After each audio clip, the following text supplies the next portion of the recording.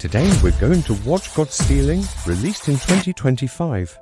Friends, today's movie is about a baseball player who only wanted a quiet and simple life, so he could fulfill his dream of becoming a professional baseball player and bring glory to his country.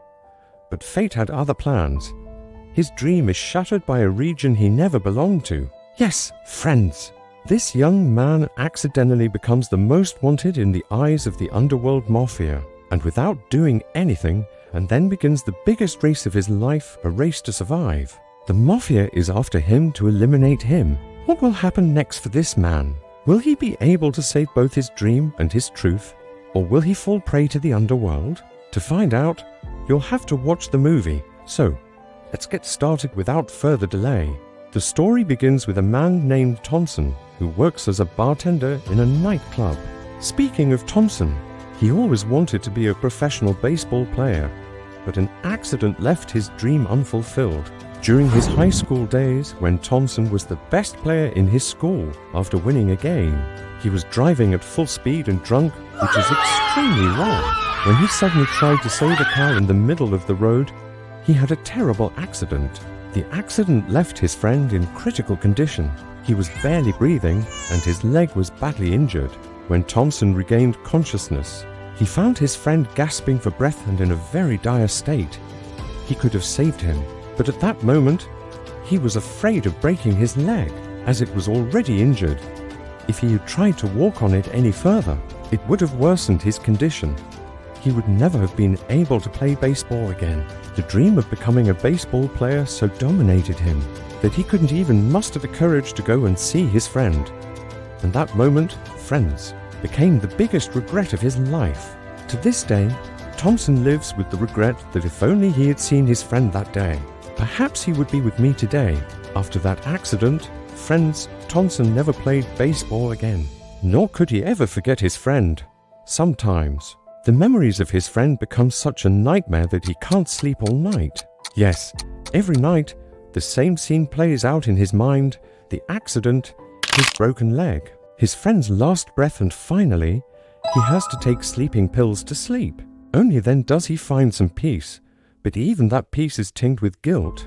Now, after his dream was shattered, Thompson works as a bartender at the same club. Friends, a fake smile is always on his face, serving drinks late into the night.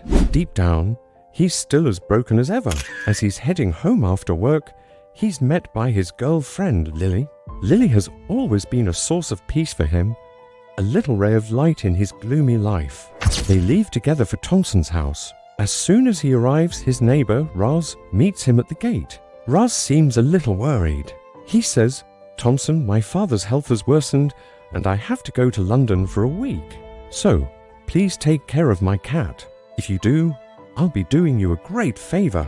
Thompson hesitates, but Lily tells him, "Come on, it's just a cat. It's just for a week. It'll pass your time." So, Thompson agrees to keep the cat for Lily's sake, and they both take the Russian cat home. The next day, after Lily leaves, Thompson cooks food for the cat, but it doesn't like the food. So, Thompson goes to Russia's house to see if he has any cat food. But then two men named David and Mark arrive. They see Thompson outside Russia's house and ask, "Who are you and where is Russia? We need to meet him." Seeing their behavior, Thompson understands that these two appear to be thugs and criminals. To save himself, he says, "Look, I don't know where he is. Let me go." But they start beating him, saying, "You're trying to hide something from us. We won't let you go." They would have beaten Thompson to death, but another neighbor, hearing the altercation, immediately calls the police. David and Marco panic and flee.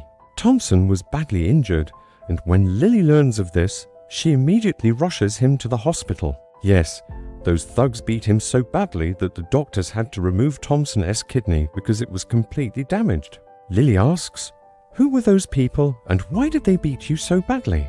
Thompson replies, "I don't know that either. They were looking for Rose. When they couldn't find her, they beat me up. I don't think they'll sit still. They'll come back again, and this time I luckily escaped. I don't know if luck will be on my side next time. So I have to find out who they were and what they want. No matter what, After being discharged from the hospital, as Thompson approaches his building, he sees David, who had been wandering around waiting for him. Seeing this, Thompson quickly sneaks back to his apartment, but there, he sees Marco along with another man trying to open Russia's room. Thompson is terrified of what these men are up to. He immediately runs to the roof of the building and tries to escape to his apartment via the balcony. Just then, he spots David and Marco, who had broken into Russo's apartment. They're rummaging through his house, searching for something, seemingly something very important. Thompson manages to sneak out of their sight and make his way back to his apartment. After a while, an officer from the narcotics department named Rena approaches him and tells him, "We've been monitoring Russo's activities for quite some time and are here to catch him." Thompson is at a loss to understand what's going on. What is Russo doing that everyone is after him? Rena explains that Russo is a criminal smuggling illicit goods. According to information they've received, he's escaped from a Mafia gang and has stolen a lot of money. That means the Mafia. That's why the Mafia is after him, and whoever killed you is also a Mafia member. If you see them again, inform us immediately. Besides the two who killed you, 2 other brothers may also come asking you about Russia. They're called the Drucker brothers. These 2 brothers are extremely dangerous, so be careful or you'll get into serious trouble. If you see these 2 brothers anywhere, contact me immediately. Poor Thompson is worried. Friends, how did he get caught up with these Mafia people because of Russia? So now, after Rena leaves, Thompson is in the bathroom when he sees Rose's cat pooping in a large amount. He's amazed at how a cat can poop so much. Only then does he realize it's not real poop, but a plastic one that Russia had kept in his cat's box. Checking the plastic poop, he finds a key inside. Seeing the key, Thompson is absolutely astonished. What is this going on with me, brother? Could it be that David and Marco were there to look for the key? He tries to call Regina and tell her, "I found some kind of key here. I want to meet you to talk about it." But Regina was very busy with friends, so she wouldn't pick up. So Thompson sends her to voicemail. Now, Thompson knows that keeping the key means inviting trouble. So, what does he do? He goes to his club and gives the key to his boss, Colorado, and tells him to hide it somewhere safe. "I'll take it when I need it," he says. Colorado agrees. Seeing the abundance of alcohol there, Thompson is tempted and without thinking, he drinks a lot of it. He's already lost 1 kidney and he's probably trying to damage the other. Now, with 1 kidney, he gets so drunk instantly that he loses his composure. He somehow manages to get home drunk and falls asleep on the floor. But in the morning, David and Marco, who had brought their boss with them, arrive to wake him up. Together, these 3 friends capture Thompson. They ask him, "Tell me, did Russia give you anything last time? Tell me straight away. Otherwise, 1 kidney has already been removed. It won't take long to remove the other." Thompson panics. He timidly says, "He didn't give me anything." "Yes, but I found a key with a fake cat poop. I don't know where it's supposed to fit, so I kept it with me. But yesterday, I was so drunk that I don't even remember. Where have I put that key?" Hearing this, David and Marco angrily tie Thompson up and, ripping out the stitches from his body, ask, "Do you know where that key is? Otherwise, you'll die a death so horrific at our hands that I can't even imagine." Thompson replies, "Give me a little time. I'll definitely get you that key." Their boss then says, "Okay, I need the key by tomorrow. If you don't give me the key by tomorrow, I'll lay out the bodies of everyone you know tomorrow. And remember, no one should know about the key." With that, they leave. In the next scene, Lily comes to Thompson and examines his condition. His wound has become worse due to the stitches being ripped off. She urges him to go to a doctor, but Thompson refuses, saying, "I can't do that. Otherwise, the police will get involved, which the boss has told him not to do. Don't worry about me. I'll find a solution somehow." With that, Thompson sets out to find out who he gave the key to. He can't remember. "Friends, tell me, friends." Then he remembers that he probably gave it to his boss. He immediately leaves for the club.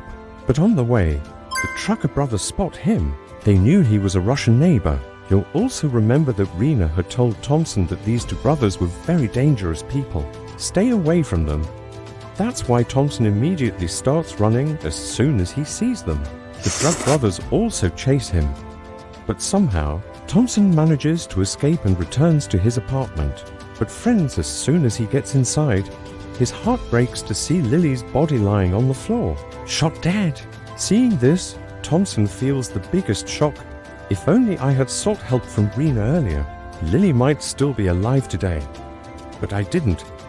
I'm probably responsible for Lily's death, but enough is enough. I'll go and tell Rena everything so she can get me out of this Mafia mess. So, Thompson calls Rena over and shares all the details about the key, saying, I found the key that David and Marco were trying to get. If only I'd told you earlier, Lily would still be alive today. I didn't tell anyone about them. Rena says, no need to worry. I'll catch them. Just give me the key. I've called a backup team. They'll be here soon. Thompson senses something's amiss after hearing Rena's words. But before he can think anything, David, Marco, and their boss arrive. Only then does Thompson realize that Rena is in cahoots with these three. And now she too knows about the key. She asks Thompson, tell me, Thompson, where did you hide the key? Otherwise, it won't be good. Thompson realized he was in deep trouble, and he had no other option but to help them. He took them all to a nightclub and told Colorado, last night, I gave you a key. I need the key right now. Colorado asked, which key? You didn't give me any key. The gangsters began firing at the people inside, threatening to kill them if they didn't find the key. Colorado's friend was also killed in the exchange of fire. David and Marco's boss told Colorado, if you don't give me the key, I'll kill you right there. But Regina shot and killed the boss because if Colorado died, they wouldn't find the key. Colorado said, I've hidden the key in a locker. I'll get it right away. Everyone waited for Colorado to retrieve the key, but instead, he pulled out a gun and began firing indiscriminately at everyone. Regina and the others took cover. If there were more locks, they would have overpowered Colorado and shot him dead. But by then, Thompson had locked himself in the room. He was trying to escape, otherwise, who knows? These people would have killed him any time. But Rena tells him, there's no point in doing all this, Thompson. If you don't bring me the keys, I'll ruin your life. You won't even know it. You'll be blamed for all the firing that's happened here, and you'll once again become the police's most wanted. So, bring me the keys as quickly as possible. Poor Thompson is worried. No matter what he does, he can't get out of this predicament. He's trapped. In this tension, he goes home. Then he remembers, I didn't give Colorado the key. It was left in my pocket, and in a drunken stupor, I gave my pants to a beggar. Oh man, I've unnecessarily gotten Colorado into trouble, and that poor guy lost his life. He then searches for the beggar he'd given his pants to, and luckily, he finds him sleeping on the roadside, still holding the key. Thompson finally got his key back, but as he returns home, he feels as if someone is already in his house. So, he picks up a baseball bat and smashes the man's face in. Then he realizes it's Russia who's returned. Thompson angrily asks, tell me, where have you gotten me into this? Do you even know what all has happened to me because of you? I want to know the secret of that key. Russia says, come with me, I'll tell you everything.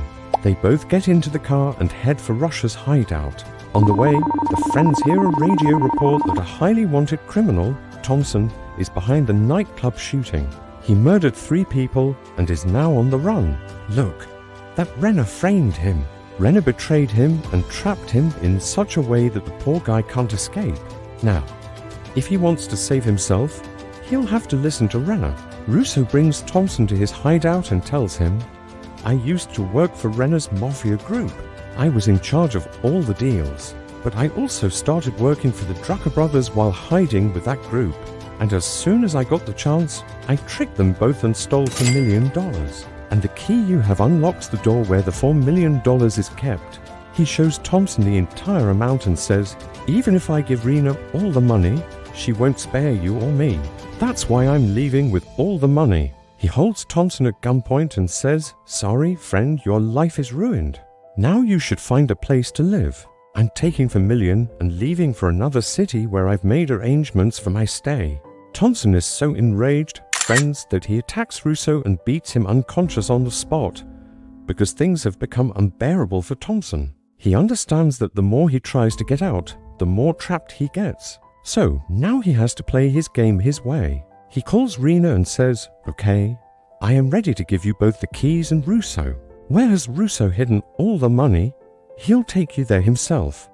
But in return, you have to get me out of the firing case and hand over Russo's cat, which you're holding." So Rena calls him to a meeting place.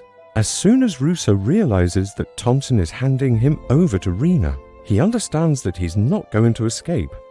Russia angrily looks at Thompson and shouts, "You idiot, Brisner must have killed Lily, and you're trusting her. Once she gets the money, you'll see, she won't leave you alive either." Before Thompson can say anything, Russia snatches Marco's gun and, without thinking, fires at everyone. The air reverberates with gunfire. As they take cover, a bullet hits David, killing him on the spot.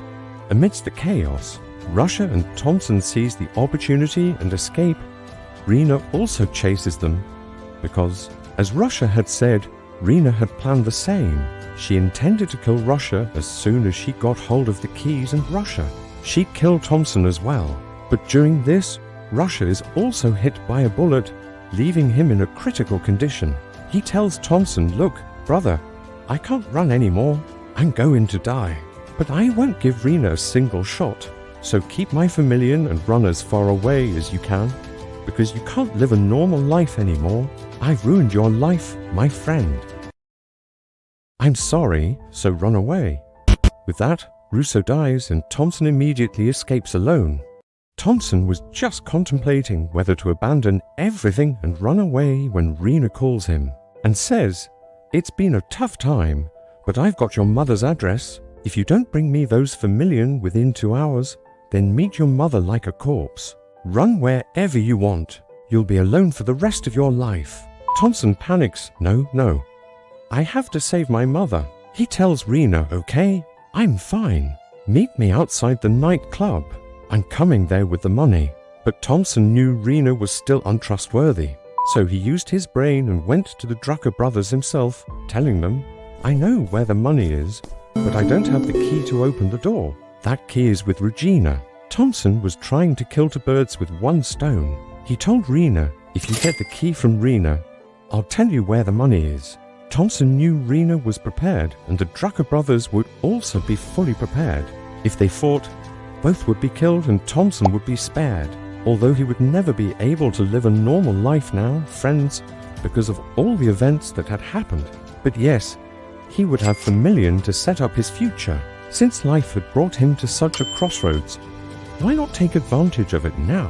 Hearing this plan, the Drucker brothers agreed to remove Rena from the path. Rena is waiting in the club. The Drucker brothers enter and start firing indiscriminately. But Regina, seizing the opportunity, runs out of the club. She ran in one direction and the Drucker brothers in the other. This would have saved both of them. But Thompson didn't want that. He wanted to eliminate them both at any cost. That's why he himself goes to fight Rena. But when Marco arrives, Thompson kills him on the spot with 2 or 3 powerful punches. He was so enraged that just 2 or 3 punches took the life of the man. But then Rena arrives and points a gun at him, saying, "Enough is enough. This cat and mouse game. Hand me the keys and the money, or I'll kill you right here." Before Thompson could say anything, the sound of gunfire resonated, as the Drucker brothers had shot Regina directly and killed her. With Regina's death, Thompson felt relieved that Lily's killer had been punished. But now the biggest challenge was to kill the Drucker brothers. The 3 of them got into the car and started leaving. Thompson was already planning how to kill them when he noticed a lighter that Lily used. Seeing this, he realized that it wasn't Regina who killed Lily, but these 2. The Drucker brothers said, "Sorry, friend, but we had to kill her. She wouldn't admit anything. She didn't mention you or the money. That's why we killed her." We held the gun to her ear and pulled the trigger.